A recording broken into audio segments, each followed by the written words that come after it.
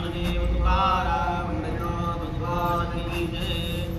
ज्ञानेश्वर महाराज की जय। जगद्गुरु तुकाराम महाराज की जय। संत जनाबाई महाराज की जय। मोतीराम महाराज की जय। श्री गुरु मारुतराव महाराज की जय। बजरंग बली हनुमान की जय।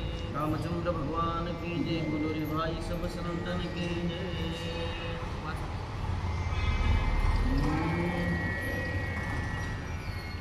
एक मनती राम सगुण, एक मनती राम निर्गुण, दुजा म्हणे नकळे खून, रामन सिद्धन एकला। प्रभु रामचंद्र भगवान की जय। पवन सुत हनुमान की जय। आता वर्णन करणारे हे वेद असल्यामुळं, शास्त्र असल्यामुळं, वेद शास्त्रामध्ये देवाचं वर्णन म्हणजे काय अति उत्कट असणारं वर्णन त्या रामचंद्र प्रभूचं केलेलं असतंय। आणि मग त्या शास्त्रामध्ये भांडणं आहेत। आपल्याला वाटतं माणसं भांडणं करतील काय की काय भांडणं असतात शास्त्रामध्ये। एका शास्त्राचं म्हणणं एकासारखं नसतंय।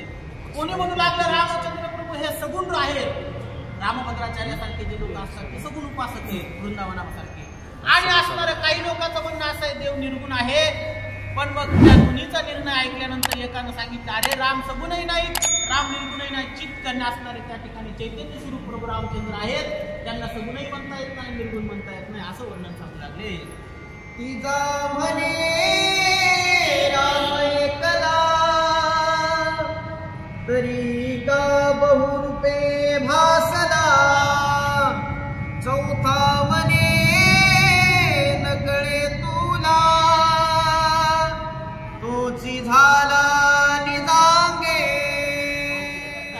माणसाला माणसाचं भांडण लय ऐका वाटतंय, शास्त्र भांडण सुरू झालं की पळून जाते, कळतच नाही ना भांडणं, म्हणून माणसानं भांडणं ऐकावं पण शास्त्राचे ऐकावं। ग्रंथ शिकायची मध्ये काय शास्त्राची भांडणं असतात, त्याच्यामध्ये शास्त्र भांडणं करू लागलेले। तिसरा म्हणू लागला अरे रामचंद्र तर एकटेच आहेत, अजिबात त्या ठिकाणी कोणी दुसरं नाही, तर मग अनेक असणारे बाकीचे कसं काय दिसू लागलेले। मग त्यानं सांगितलं अरे एकदम पुढे आला ते म्हणला रामच वेगवेगळ्या रूपात प्रकट झाले, रामच त्या ठिकाणी वेगवेगळे सोम घेतात, रामानच त्या ठिकाणी प्रजेचं रूप धारण केले, रामानच राजाचं रूप धारण केले, रामच सगळीकडे व्याप्त आहेत असं सांगितले। ऐसे ऐको नियामचन, एक मने हे बहुभाषण, राम अविकारी निर्गुण,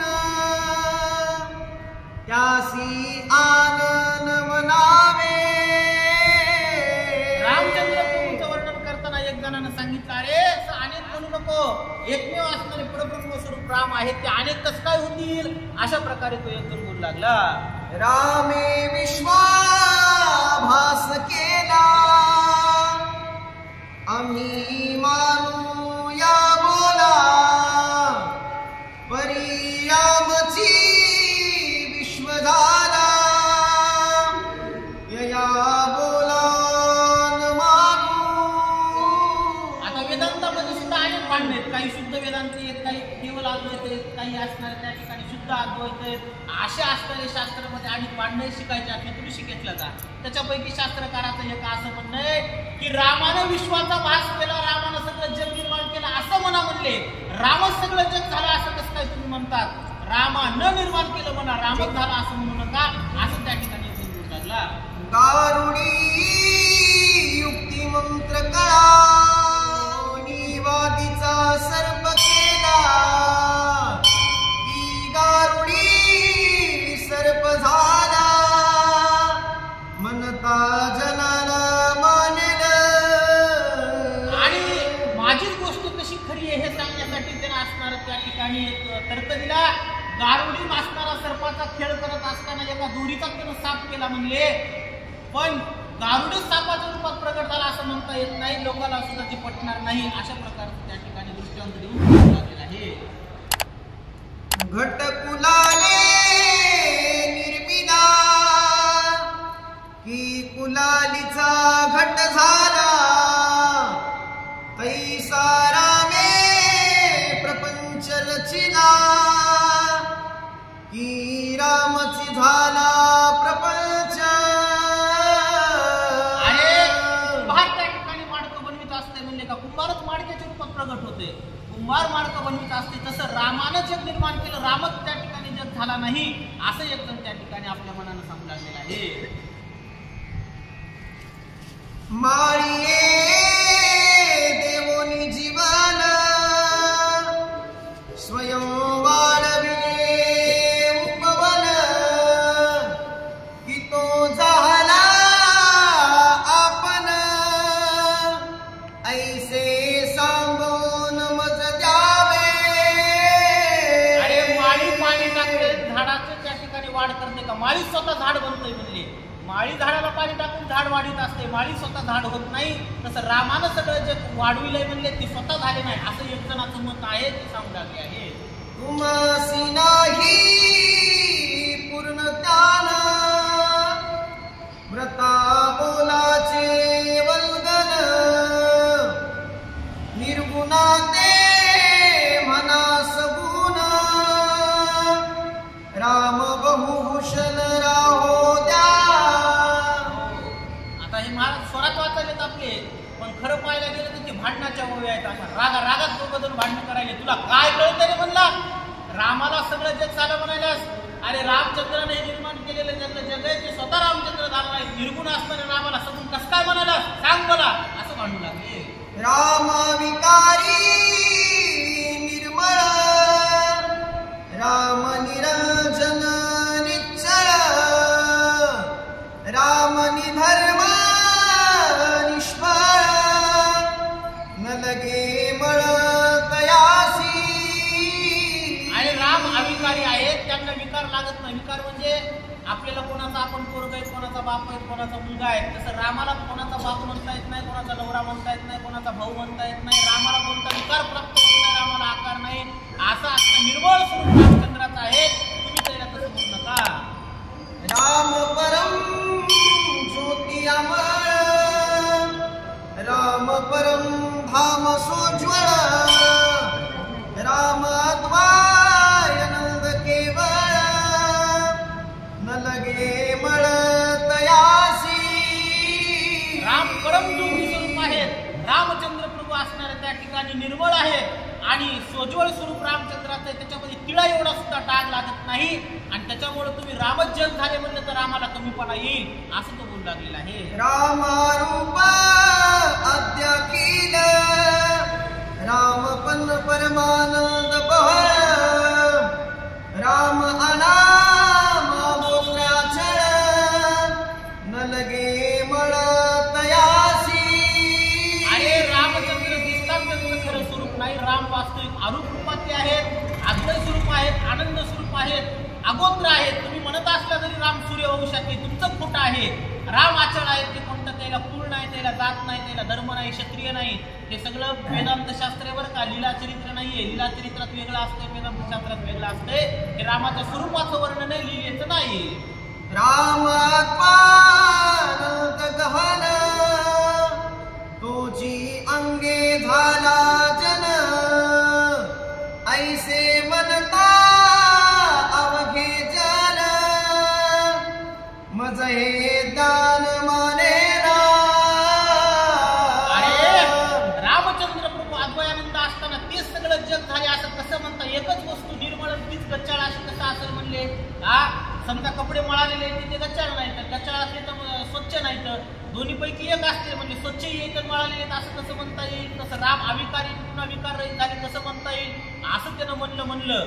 आता त्याचं खंडन करण्यासाठी कट्टर वेदांत शास्त्र उगवलेले जे आपल्या ज्ञानोबाराला मान्य आहे. आता अशा असणारे वेदांती लोक त्याचं कसं खंडन करतात ते पुढचं भांडण आहे का?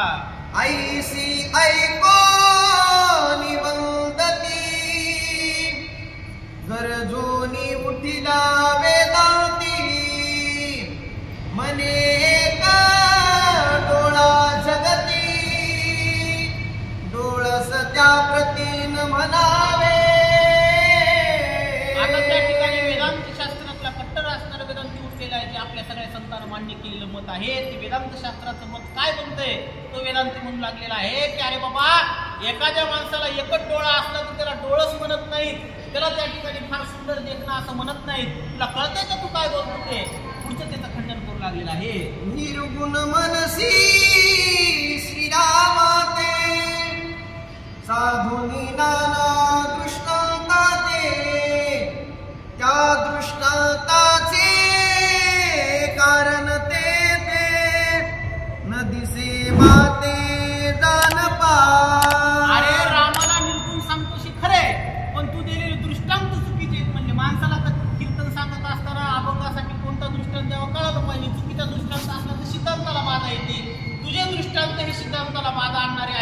तत्वाला सोडून आहेत.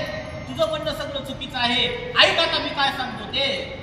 अनुरणीया नादिश्रुती ऐक्य संपादू वर्तती तुझ्या दृष्टांताची गणती कोण निश्चिती धरील. वेदांतामध्ये एक श्रुती आहे, अनोह अनियान महत्व महियान. पण तुला त्याचा अर्थ कळाला नाही. म्हणजे त्या वेदातल्या मनाचा अनोह अनियान आणि महत्व महियान या शब्दाचा अर्थ देवाचं व्यापकत्व सांगण्यामध्ये आहे. तो अणुपेक्षा लहान, आकाशापेक्षा मोठा. म्हणजे त्या ठिकाणी दोन रूप देवाचे सांगायचे नसून तो निर्गुण स्वरूप हेच सांगायचंय. तुला दृष्टांत कळत नाहीत म्हणले. अशा प्रकारे बोलू लागले. मनसी कुलाल नवे घट परी हे बोलची वटवट व्यर्थ युक्तीची खटपट अंतरनिष्ठ न मानिती. उदाहरण चुकीचं आहे. तू काय म्हणला? कुंभार मडकं बनवत आहे म्हणले.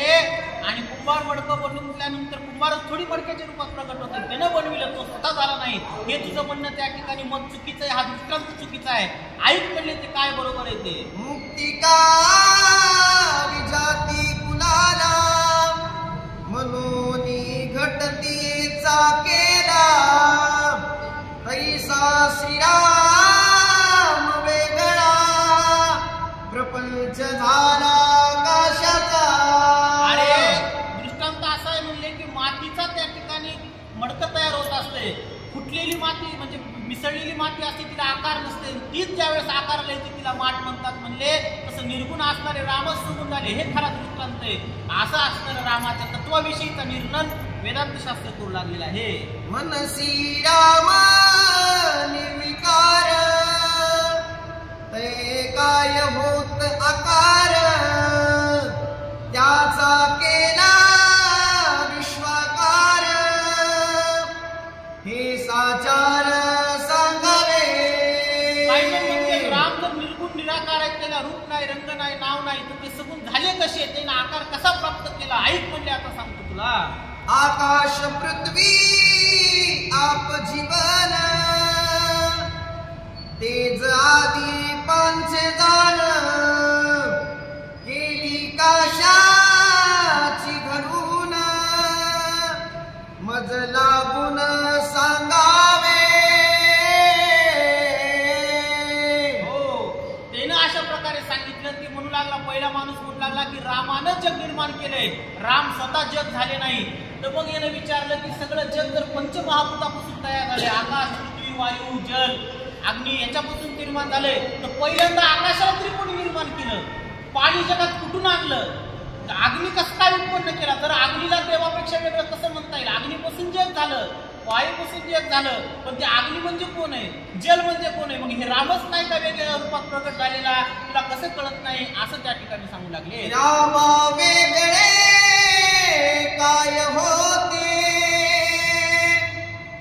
मग त्याची केली पंचभूते ऐसे ज्ञान न कळे तुते काय दृष्टांते सांगासी. काय मूर्खासारखा दृष्टांत सांगू लागलास म्हणले तू. अरे पंचमहाभूतापासून सगळं शरीर, सगळं जग निर्माण झालंय. ते पंचमहाभूत तरी कोणी निर्माण केलेत? मग शेवटी रामानच केले असं म्हणावं लागेल का नाही तुला? मग कसं म्हणतो रामच सगळं जग नाही म्हणून? म्हणून रामानच हे सगळं निर्माण केलंय, रामच रूपात प्रकट झालेला आहे असं म्हणणंच बरोबर आहे. तुझं म्हणलेलं चुकीचं आहे. तुझे पूर्वोक्त दृष्टांत तेन होती समयोचित राम स्वरूप इत्यभूत तुझ सांगत सांगतो. तुझे पहिले दृष्टांत चुकीचे आहेत म्हणले. तुला दृष्टांत सांगायचे तर मी सांगतो म्हणले. ऐक, रामच कसा सगळ्या जगाच्या रूपात नटलेला आहे. ऐक म्हणले, तुला सांगतो आता पुढच्या दृष्टांत. बीजा माझी वृक्षाकार सुवर्णी जेवी अलंकार देवी श्रीरामी संसार मज साचार भासत. अरे झाडाचं बी छोटंच असतंय, पण छोटा असणारं बी ज्यावेळेस पेरलं त्यावेळेस ते सगळ्या मोठ्या झाडामध्ये त्याचं रूपांतर होते. तसं राम निर्गुण निराकार होते, तेच सगळ्या जगाच्या रूपाने विस्ताराला पावले. किंवा हातातली अंगठी सोन्याची जरी असली, तिला मोडलं तर त्याचं त्या ठिकाणी पाणी होतंय.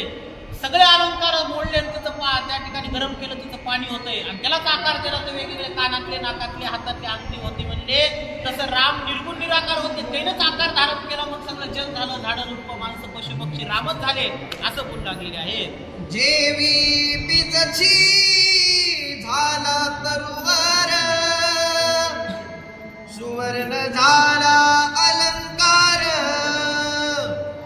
देवी श्रीरामची निर्विकार, स्वयं साकार झाला.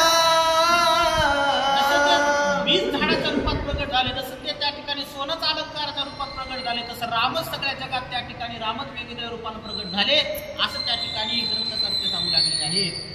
राम मनावा निर्विकार,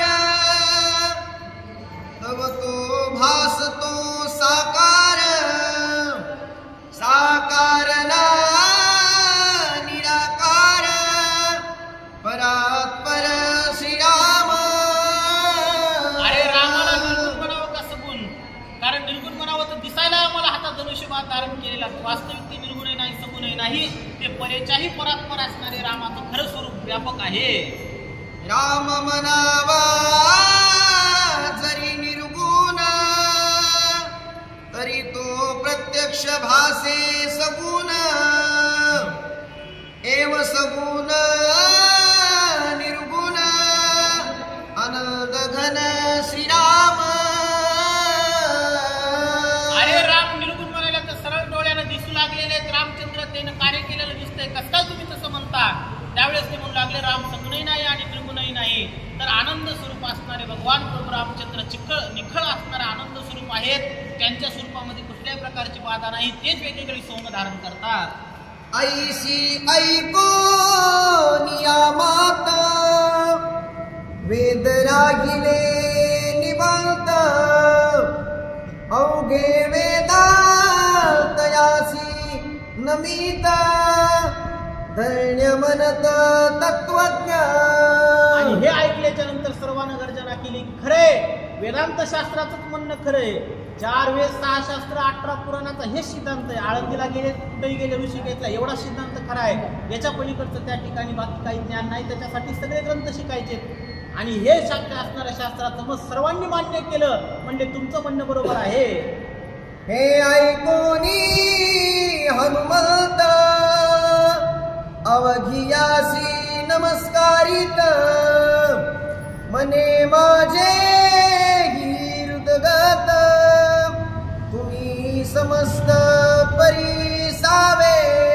आता मात्र आमचे ज्ञानीनाम अग्रगण्य असणारे भगवान प्रभू रामचंद्राचे दूत आणि असणारे सेवक हनुमंतराय उठलेले आहेत आणि सांगितलं तुमचं सर्व म्हणणं सगळं ऐकलं म्हणले, आता माझं काय म्हणणं आहे ते तुम्हाला सांगतो. आणि म्हणून हनुमंतराच्या ठिकाणी आलेले आहे.